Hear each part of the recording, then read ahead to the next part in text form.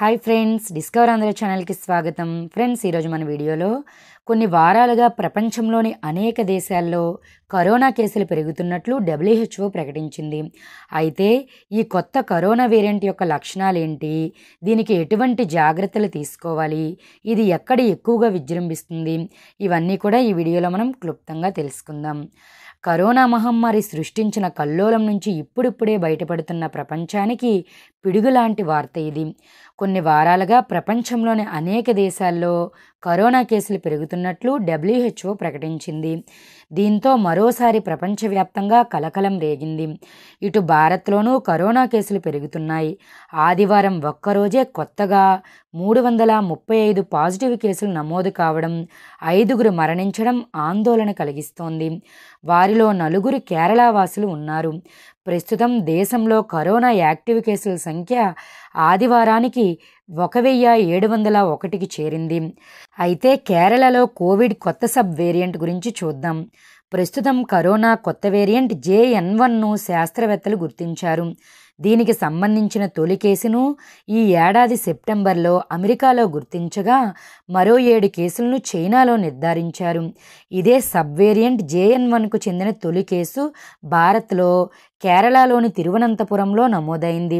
79 ఏళ్ల మహిళ JN1 sub variant బారిన పడ్డట్టు తేలింది. ఈ కేసులు ప్రపంచవ్యాప్తంగా వేగంగా వ్యాప్తి చెందుతాయేమో అని WHO ఆందోళన చెందుతుంది.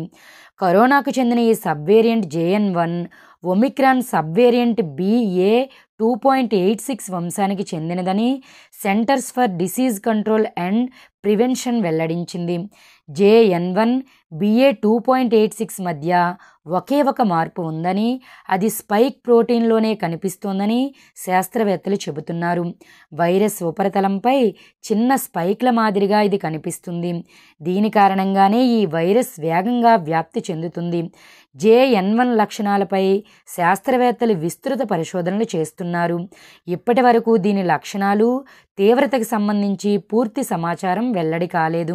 అయితే సాధారణ కరోనా లక్షణాలే దీనిలోనూ కనిపిస్తాయని అంచనా వేస్తున్నారు.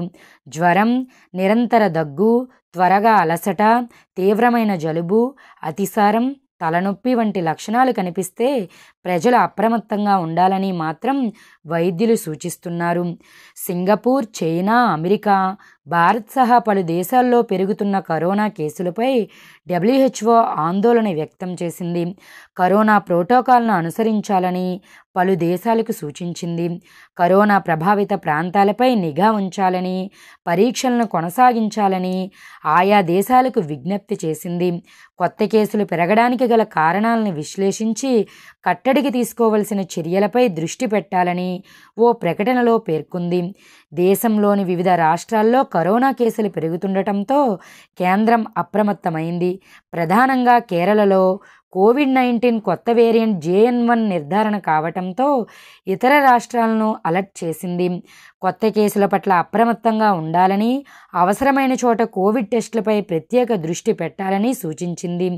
అటు కేరళ ప్రభుత్వం రాష్ట్ర వ్యాప్తంగా హెల్త్ అలర్ట్ ప్రకటించింది.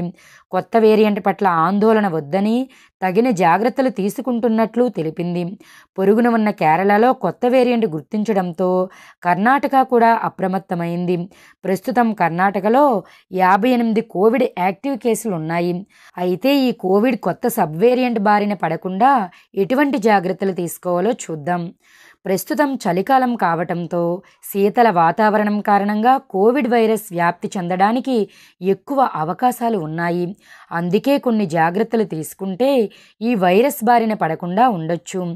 జలుబు, విపరీతంగా పొడి దగ్గు, జ్వరం, శ్వాస తీసుకోవడంలో ఇబ్బంది, ఛాతీలో నొప్పి వంటి లక్షణాలు కనిపిస్తే వెంటనే ఆసుపత్రికి వెళ్ళండి. జనాలు ఎక్కువగా ఉన్న ప్రదేశాలకు వెళ్ళేటప్పుడు ప్రయాణాల్లోనూ మాస్క్ను ధరించండి. బయట నుంచి వచ్చిన తర్వాత చేతులను శుభ్రంగా సబ్బుతో కడుక్కోవాలి.